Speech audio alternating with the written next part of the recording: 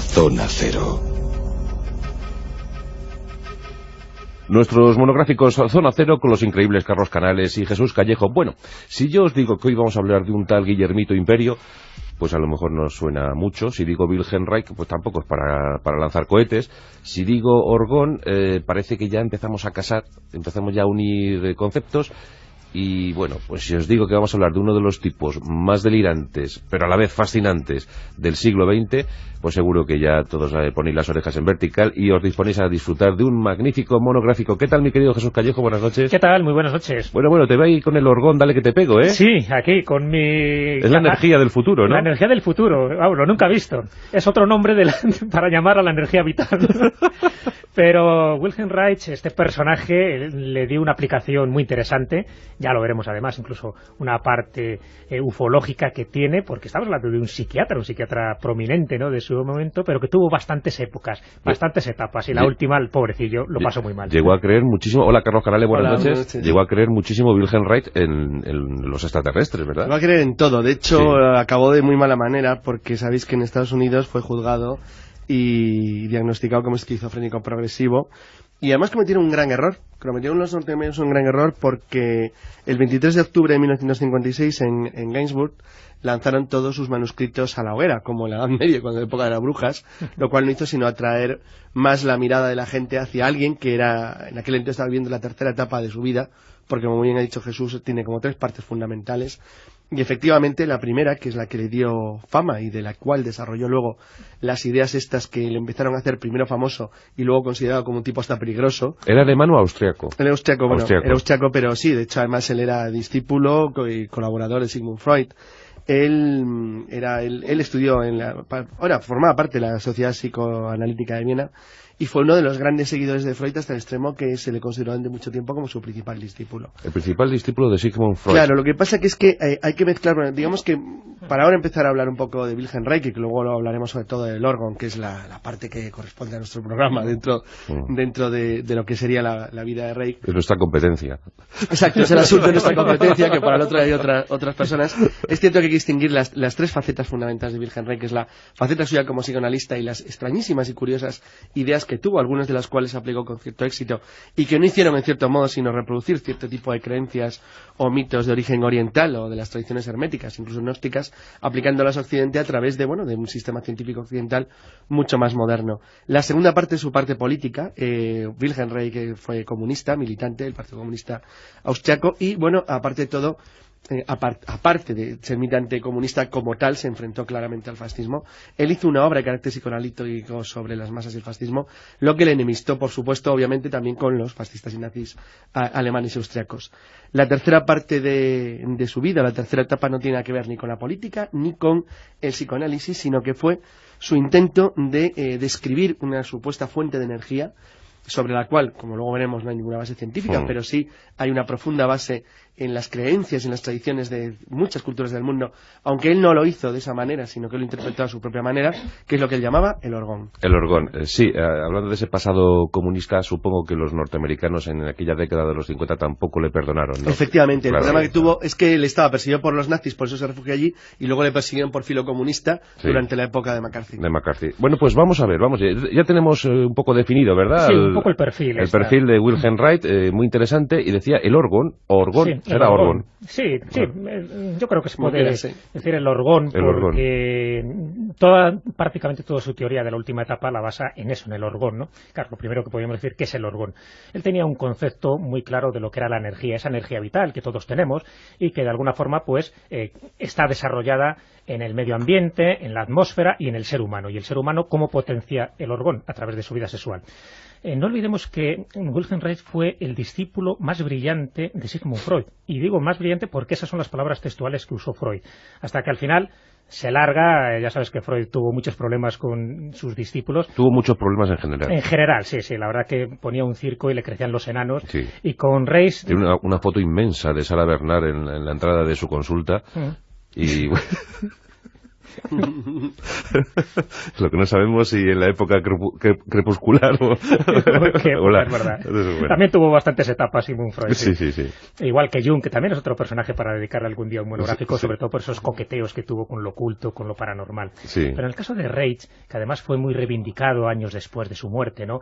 Por esa cultura, o la contracultura, porque se convirtió en un autor maldito. Claro, en el momento que le empezaron a dar palos por la derecha y por la izquierda, donde se hizo marxista, pero no querían los marxistas saber nada de él, donde se cartea con Trotsky, y Trotsky tampoco quiere saber nada de él porque le ve como demasiado revolucionario, donde escribe un manifiesto antifascista y por lo tanto cuando ocurre todo lo de la Segunda Guerra Mundial tampoco se quiere saber nada de este hombre. Es decir, todo estaba en contra de alguien que empezó a ser revolucionario y que en un momento determinado de su vida él quiere dejar el psicoanálisis, además ya digo que de una forma muy particular, porque así como el psicoanálisis lo que proponía era pues una terapia para ricos, él quería que esa terapia fuera para pobres, pero no quería un psicoanálisis donde no hubiera un contacto con el paciente. Él les abrazaba, él les obligaba casi a vomitar. Era casi un actor de teatro, en sentido, hacía un montón de... Y por cierto, por curiosidad, ¿en qué año nació? En 1897, me parece. 97, el 24 de marzo. El 24 de marzo de 1997. No, lo que quiero decir que es muy curioso lo que ha dicho Jesús, porque sus comienzos, independientemente de sus coqueteos políticos con la izquierda, y los problemas que tuvo con los nazis austriacos, en general el lío en el que se metía permanentemente, sí que es cierto que él tuvo... cuando se empieza a hacer conocido, famoso, hablo solamente de la parte psicoanalista, no del problema del orgón y todo lo demás, es que cuando él se separa de las teorías de Freud, sabéis que Freud fue evolucionando, llegó un momento en que fue alejándose poco a poco de lo que él consideraba como el instinto sexual como fuente primaria, y fue evolucionando hacia conceptos como, por ejemplo, el instinto de la muerte. Sin embargo, por parte de Reich no solamente consideraba que el sexo era un elemento fundamental, sino que además él aportó una cosa muy original y muy curiosa, que es que decía que la psique de una persona y la musculatura voluntaria son funcionalmente equivalentes, es decir, que se podía alterar la capacidad de las personas para controlar sus características y sus emociones a través del control de la musculatura y de las reacciones que provoca, es decir, que están directamente relacionadas, y ponía un ejemplo, la verdad, bastante brillante. Dice que si una persona tiene miedo, está permanentemente con los músculos agarrotados, listo para escapar, para huir o para moverse con velocidad. Eso obviamente le acaba condicionando su carácter, porque le genera una estructura de tensión permanentemente muscular adaptada al miedo que tiene. Bueno, pues todo eso entremezclado es lo que él pensaba que podía curar mediante su extraña o curiosa y original forma de actuar, y bueno, ahí la verdad es que tuvo durante un tiempo un cierto éxito y fue notablemente valoradas, por lo menos sus investigaciones, entre los que seguían la línea de lo que él defendía. Vamos, que lo que venía a contar Wilhelm Reich, entre otras cosas, es que practicando el sexo uno puede tener una salud de hierro, ¿no? Sí, exactamente. Él radicaba mucho en eso, en ese orgón natural, personal que teníamos todos. ¿Por qué le llamó orgón, por cierto? Pues no se sabe muy bien, porque es una especie de mezcla, son dos palabras que realmente combina organismo y orgasmo. Entonces parece, según han dicho los tratadistas, que iría por ahí, es decir, es una mezcla, porque es lo que intentaba él decir. No solo eso, decía que tenía color. Sí, el color azul, es decir, el color azul incluso lo que vemos ahora en como la Viagra. Como la Viagra, pero sí, pues es curioso porque él crea una Viagra, pero bueno, una especie de máquina, no como Viagra, sino para estar dentro de esa máquina de orgón, que por cierto fue lo que al final generó todos los problemas legales que tuvo por la comercialización de esas cabinas, como cabinas telefónicas, ¿sabes? Muy caras, por cierto, pero que eran muy demandadas en aquella época. Entonces él pensaba que todos los males que tenía el ser humano como tal y la humanidad en general era por una carencia de orgón. Y esa carencia de orgón podía ser a través del ser humano gracias al estímulo sexual.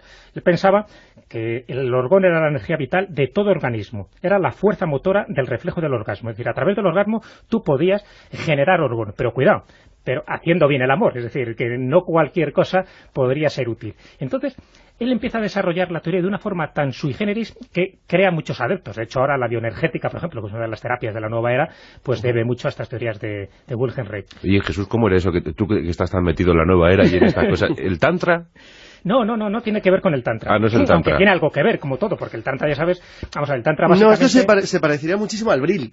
Claro, a la teoría del Brill hindú, sería mucho más parecido. El tantra lo que intenta decir es que, bueno, hay una energía que se llama la kundalini, que estaría un poco en la parte final de la columna vertebral, en el coxis, y a través de una serie de ejercicios se van abriendo poco a poco esos 7 chakras hasta que llega el último, el de la iluminación, y a partir de ahí pues has trascendido toda tu realidad y por lo tanto ya no hay deseo, en fin, ya eres un ser nuevo. Bueno, él no llega a eso, no es tan místico, no es tan filosófico, está partiendo el parte del psicoanálisis y por lo tanto es muy cartesiano en sus ideas. De hecho era marxista era comunista, o sea que, para que nos hagamos una idea, es decir, era una persona que no tiene un concepto de Dios en ese sentido místico. O sea, a él no le importaba el deseo y el frenesí. No, exactamente. Él lo que encuentra es que hay una energía muy potente, que es el orgón. Y esa energía la tiene el ser humano de forma natural, que se potencia a través del orgasmo, pero que se puede canalizar para otro tipo de bienes. Es decir, que si tú eres capaz de regular tu energía orgónica, y para eso él inventa esas cabinas, tú puedes curar cualquier enfermedad, incluso el cáncer. Y eso también le genera muchos problemas, porque dice que cualquier enfermedad es curable. Pero ahí no está todo el asunto de Wilhelm Reis, que podríamos hablar largo y tendido, porque ya te digo que es una persona fascinante, y además incluso lo desarrolla en libros como Escucha, pequeño hombrecito. Ese fue mi primer libro, mi primer contacto con Wilhelm Reis, que es una especie de manual, un poco pues para decir lo miserables que somos los seres humanos y cómo podemos ser auténticos dioses. Por eso habla de ese Escucha, pequeño hombrecito, ¿no?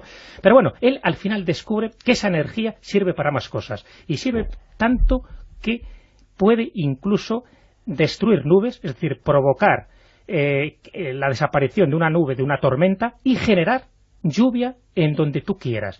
Y va más lejos, y ahora le dejo un poco también a Carlos, porque puede añadir su proceso de enloquecimiento. Claro, es que es tan interesante que Carlos crea hasta una máquina para intentar romper nubes, también serviría, porque es toda una etapa de avistamientos ovnis, también serviría para destruir ovnis, porque él cree que los ovnis forman parte de esa energía negativa. Claro, es que vamos a ver, por explicarlo de una manera, él pensaba que el orgón existía en todo el cosmos, que era uno de los elementos esenciales del cosmos.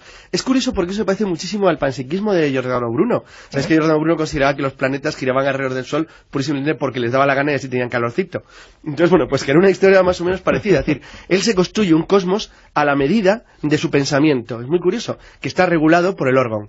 Claro, es decir, el problema es que ahí es donde él, que sí, como muy bien ha dicho Jesús, tiene una base científica occidental clarísima, y encima ateo y marxista, sin embargo evoluciona repetidamente, probablemente por el contacto, porque en realidad el órgano lo que está haciendo en parte, yo vuelvo a repetirlo, es decir, a mí me parece una transmisión muy clara, una especie de aceptación muy curiosa por parte al menos de la ciencia, pseudociencia occidental, del concepto del Bril, del concepto de la fuerza universal que tiene la religión hindú y que aparece reflejada en un montón de tradiciones orientales. También tiene una cierta similitud con el chi. Bueno, hay un montón de elementos que él recoge, o si no lo recoge directamente, pues por lo menos se aproxima mucho a ellos a través de su curiosa teoría, pero con un pequeño matiz. Y es que por primera vez, al empezar a elaborar, ya no digamos cuando construye la máquina para destruir nubes y platillos volantes, es decir, acaba rompiendo lo que era el principio básico de su formación, que es que no hay una prueba científica constatable. Es decir, deja de ser ciencia para ser otra cosa, que se parece muchísimo más a la espiritualidad e incluso a ciertos conceptos que aunque no sean religiosos, pues se parecen mucho al mundo de las creencias. Cuando se presenta Carlos con su máquina para destruir nubes. Muy al final ya de su vida. Bueno, en 1940, es que hay una etapa. Sí, cuando él escapa cuando los él se va a Estados Unidos, en Estados Unidos es cuando ya surge toda la paranoia, ¿no? Pero ya en 1940 había construido ese primer acumulador de energía orgónica, se lo llamaba, ¿no? Y que era una caja de madera, sí, muy complicado, no era nada. Paredes de metal, paredes con material orgánico. Es que, Jesús, imagínate al discípulo predilecto de Sigmund Freud, que de repente te aparece con ya 40 años cumpliditos, con la caja de madera diciendo, esto para destruir nubes y marcianos. Sí, bueno, no, eso es después, es un cañón que inventa después. Pero digo que lo primero que hace es... Más que un cañón, eso fue un petardo. No, bueno, pero un cañón que no veas, además era como de distintos cañones de unos 4 metros de longitud, que servía no para lanzar energía orgónica, sino para absorber. El gran Berta. Era tremendo, era el terror. Entonces, te cuento ahora esa experiencia americana porque es genial. Además, crea toda una especie de comunidad, en fin, paradisíaca alrededor de una serie de discípulos, y todo siempre generando ese orgón que dice que era no solo bueno para su gente, sino también para toda la humanidad. Esto permanece invariable, ¿verdad?, a lo largo de los siglos. Sí. El líder, ¿verdad?, los discípulos... Claro, lo que pasa es que en este caso, si fuera el clásico loco, en fin, ese que iluminado, que piensa que a través de una revelación pues le han dicho sus dioses o sus ángeles... No, es que estamos hablando de una persona que tiene una formación profunda científica, muy venerado en Europa, es decir, una persona que marcó unas pautas dentro de la terapéutica y que de buenas a primeras él quiere ser científico. Es decir, muy bien, ahora quiere aportar algo importante, pero casi de la categoría de Einstein. De hecho, se cartea con Einstein. Hay una relación epistolar con Einstein muy interesante, y incluso tiene una reunión con él, porque él quiere ser Einstein. Es decir, cuando él se reúne también en 1940, ese es un año clave, ¿no? Es cuando, ya digo, construye su primer acumulador de energía orgónica, que sirve esto para incluso curar enfermedades como el cáncer, porque según él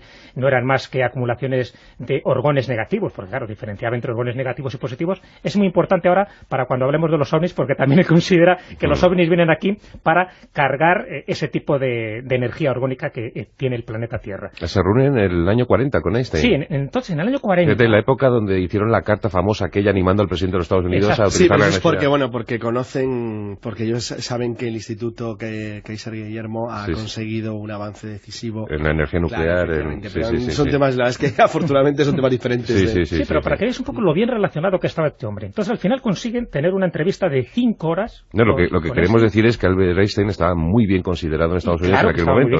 No, pero es que Reich vivía en cierto modo de su pasado, discípulo de Freud y de persona enfrentada al fascismo, en este caso, Einstein que era judío, pues bueno, acoger a alguien como Reich pues no resultaba extraño. Acceso a las mentes lúcidas de los Estados Unidos, o sea que no es un loco en ese momento. No, que va. Loco se le convierte al final, y además de una forma también muy interesada, y bueno, y ahora un poco nos lo podemos contar, pero en ese momento no, era una persona bastante prestigiosa que bueno, que de vez en cuando hacía sus pinitos un poco con esto del orgón, que bueno, que era simpático, pero que bueno, si curaba, y la gente decía que se curaba con este armatoster, pues que qué bien, ¿no? Entonces se junta con Einstein, porque de alguna forma él quería un poco ese espaldarazo científico, ¿no? Y le cuenta toda la historia. Se reúne con él en Princeton en enero del 41, porque en el 40 es cuando había tenido ya todas estas cartas, pero ya por fin tiene una entrevista tete a tete personalmente con Einstein en enero del 41, y le habla, como no, de la energía orgónica. Creo que le pone la cabeza caliente, ¿no? Cuenta todo, lo que hay, lo que existe, su aparato. Einstein supongo que apuntó luego, ¿cómo está este tío? Le escucha, bueno, más o menos gentilmente, ¿no? De una forma diplomática, le despide y ya no vuelve a saber más de él. Es decir, ya no quiere saber nada de este hombre. Yo creo que le pone en la libretita, dice, neurótico perdido. Y, en definitiva, es un poco lo que todo el mundo piensa de Wilhelm Reich cuando él empieza a desarrollar sus teorías, porque lo desarrolla de una forma muy vehemente. Él estaba como muy entusiasmado con esas aportaciones que hace, y todo empieza, ya te digo, a partir de ahí. Estos son los preliminares, pero todo empieza cuando él ya se va a Estados Unidos, cuando él, es los últimos 15 años de su vida, por decirlo así, ¿no? Cuando él se instala ya en el estado de Maine, creando una comunidad que llama, cómo no, Orgonón. ¿Sabes? Donde algunos miembros le empiezan a decir que están viendo platillos volantes sobrevolando Orgonón. Los orgonautas. Claro. Y él ya empieza, bueno, ya verás cómo les llama, tiene otro nombre también. Sí. Y él ya empieza a tener una cierta paranoia y una conspiración. Fíjate, cuando Einstein ya no quiere saber nada de él, no le escribe, él no le achaca el problema a Einstein, sino que dice que todo forma parte de una conspiración general de inspiración comunista, porque ya por entonces los comunistas no querían saber tampoco nada de Wilhelm Reich. Bueno, si le expulsaron en el año 34 el Partido Comunista. Claro, ya no quiere saber nada de él. Entonces ya cree que hay toda una conspiración alrededor de él y de sus ideas. Entonces cuando los miembros de esta comunidad de Orgonón empiezan a ver platillos volantes, él cree que empiezan a ser observados. Es decir, que estos ovnis están allí para saber lo que él quiere hacer con sus máquinas orgonómicas. Y, bueno, no se le ocurre otra cosa que pensar que son seres nefastos. Es decir, él, fíjate que mantiene la teoría un poco de que los seres extraterrestres que nos visitan no son buenos, sino que vienen por intereses, en fin, bastante taimados y perjudicando un poco a los seres humanos. Y él los llama EA, que son iniciales que significan energía y alfa. Y a sus tripulantes les llaman los ovnis, ¿no? Y a los tripulantes les llaman Core. Los Core, sí, que serían las siglas de Cosmic Orgone Engineering. Sí, como ves, ingenieros cósmicos del orgón. Sí. Bueno, pues claro, así van transcurriendo los años. Claro. La comunidad no es que crezca mucho. No crece demasiado. Se convierte como una especie de secta, alrededor del orgón y de su líder. Y en los años 50 murió en el año 57 en la cárcel, así que fue una vida triste sus últimos años. El diagnóstico fue esquizofrenia, ¿verdad? Sí, él le consideraban esquizofrénico paranoide, me parece. Lo digo exactamente. Sí, obsesionado lo que dijeron. No, esquizofrénico progresivo, y es verdad que era progresivo porque va a quedar peor. Hombre, sobre todo cuando construye el Cloudbuster, que es el rompenubes. Ya a partir de ahí. rompenubes que fue eso ya también al final. Claro, estamos hablando ya de esos últimos 5 o 6 años, que es cuando él empieza a hacer todo este tipo de cosas, que fíjate que sus descendientes no han querido saber nada un poco de esta etapa suya. La han intentado tapar, no han querido un poco que se aire demasiado sus coqueteos con los ovnis, sus cazanubes, porque en un principio estos rompenubes estaban hechos con una buena labor. Es decir, de hecho, hay también toda una teoría conspiranoica que se ha desarrollado alrededor de Wilhelm Reich diciendo si este hombre conocía a Tesla o no le conocía, o si realmente fue el precursor del sistema ROR, que luego se convierte en el sistema HAR, es decir, ese sistema que parece que está en Alaska, pues para cambiar las condiciones climáticas en determinados lugares del planeta. Bueno, pues lo que él intenta hacer es eso, y lo consigue. Es decir, crea esos cloudbusters, esos rompenubes, para absorber la energía orgónica y de esta forma destruir la acumulación de vapor de agua y que no llueva. Entonces se dio cuenta de que si esto lo podía hacer, también podía hacer lo contrario. Entonces, en un lugar totalmente despejado, sin ninguna tormenta, él podía generar, y lo genera, por lo menos hay testigos, donde se crea una nube y que provoca la lluvia. ¿Llegó a crear una nube? Sí, según los testigos sí. Entonces te quiero decir que estamos hablando de algo que él crea que tiene efectos físicos. Pero lo malo es cuando, ya digo, esos discípulos dicen que hay ovnis alrededor, que les están observando, entonces dice, bueno, pues voy a lanzar mi rompenubes en dirección a los ovnis. Y entonces él ya empieza a estar convencido que se está cargando a los ovnis, es decir, que de alguna forma el objetivo de los ovnis era disipar la energía orgónica negativa, que lo llama DOR, que está liberada por las naves extraterrestres y que sería la causante de todas las enfermedades del hombre. O sea, que ya no la genera... Efectivamente, ya tenía un batiburrillo mental. Claro. Efectivamente, tiene razón Jesús una cosa, independientemente de su posible enfermedad o no, sí que es cierto que él sufre una evolución muy rara, que le va haciendo ser cada vez más autoconvencerse de que dispone de algún tipo de formación especial o de inspiración que le va a permitir cambiar el mundo de la física real. Claro, ¿cuál es la causa por la cual, ahora que vamos a ser un poco objetivos con Reich, la parte de sus estudios en los años 20, independientemente de que estén cuestionados o no, sí han dado entrada o camino, como ha dicho muy bien Jesús al principio, por ejemplo a los creadores de la bioenergética y a una gran parte del movimiento de la nueva era. Sin embargo, la otra parte de Wilhelm Reich, todo lo que está relacionado con sus intentos de hacer una parafísica, que realmente lo hizo, ha fracasado de una manera estrepitosa. Porque tú no puedes hacer ciencia si no lo puedes someter a unos protocolos de demostrarlo. Entonces, en ese sentido, pues bueno, la obra de Reich está totalmente fuera de lugar. Sin embargo, como persona, es decir, como individuo, es uno de los ejemplos curiosos del... Hubo un montón de tipos parecidos en el siglo XX, es decir, en la primera mitad del siglo XX, porque las condiciones de vida, la situación en la que nacieron, la forma en la que se formaron, incluso el camino que todos llevaron en una época de radicalismo político terrible en Europa, les fue haciendo elegir un camino. Entonces, en ese sentido, la vida de Reich, por lo menos, a mí sí me parece curiosa e interesante. Pues aquí tenemos la vida de Wilhelm Reich, el descubridor de la energía vital, el orgón, y luego también, pues, el inventor del primer sistema antiaéreo contra extraterrestres, ¿no? El sistema FLAC, con el cañón estupendo que disparaba y, bueno, caía los platillos. Empezó a utilizarlo a lo mejor en julio del 47. Sobre un sitio de Nuevo México. Sí, ahí fue cuando lo utilizó por primera vez. Bueno, pues para ti, Jesús, toma este cañón miniaturizado de orgón. Sí, lo voy a apuntar en dirección a Carlos Canales. Apúntalo en dirección a Carlos Canales. Yo no soy una nube, no hay peligro. ¿Tú no eres una nube? Por eso no hay peligro. La zona cero.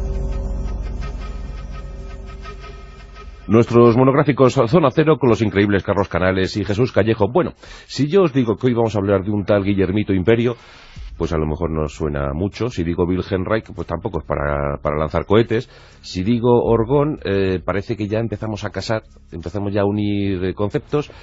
Y bueno, pues si os digo que vamos a hablar de uno de los tipos más delirantes, pero a la vez fascinantes del siglo XX, pues seguro que ya todos ponéis las orejas en vertical y os disponéis a disfrutar de un magnífico monográfico. ¿Qué tal, mi querido Jesús Callejo? Buenas noches. ¿Qué tal? Muy buenas noches. Bueno, te voy ahí con el orgón, dale que te pego, ¿eh? Sí, aquí con mi... En Gainsbourg lanzaron todos sus manuscritos a la hoguera, como en la Edad Media, cuando en la época de las brujas, lo cual no hizo sino atraer más la mirada de la gente hacia alguien que era, en aquel entonces estaba viviendo la tercera etapa de su vida, porque como bien ha dicho Jesús, tiene como 3 partes fundamentales, y efectivamente la primera, que es la que le dio fama y de la cual desarrolló luego las ideas estas que le empezaron a hacer primero famoso y luego considerado como un tipo hasta peligroso. ¿Era alemán o austriaco? Era austriaco, era austriaco, pero sí, de hecho además él era discípulo y colaborador de Sigmund Freud.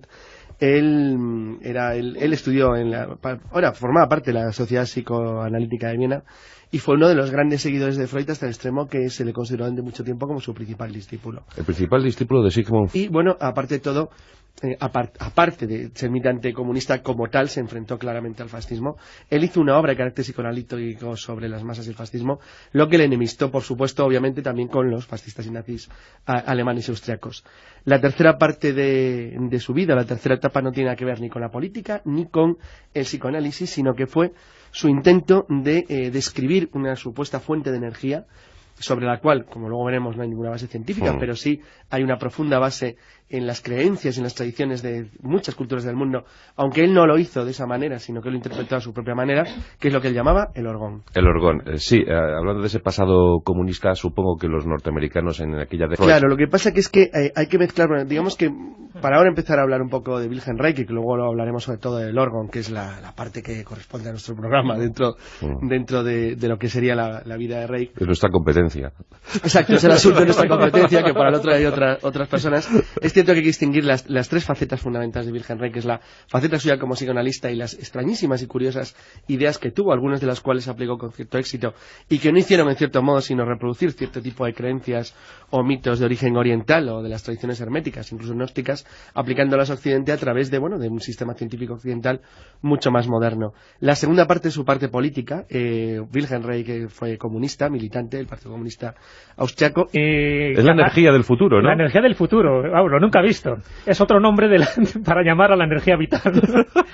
Pero Wilhelm Reich, este personaje, le dio una aplicación muy interesante, ya lo veremos además, incluso una parte ufológica que tiene, porque estamos hablando de un psiquiatra prominente, ¿no?, de su momento, pero que tuvo bastantes épocas, bastantes etapas, y la última, el pobrecillo, lo pasó muy mal. Llegó a creer muchísimo... Hola, Carlos Canales, buenas noches. Llegó a creer muchísimo Wilhelm Reich en los extraterrestres, ¿verdad? Llegó a creer en todo, de hecho, acabó de muy mala manera, porque sabéis que en Estados Unidos fue juzgado y diagnosticado como esquizofrénico progresivo, y además cometieron un gran error, cometieron los norteamericanos un gran error, porque el 23 de octubre de 1950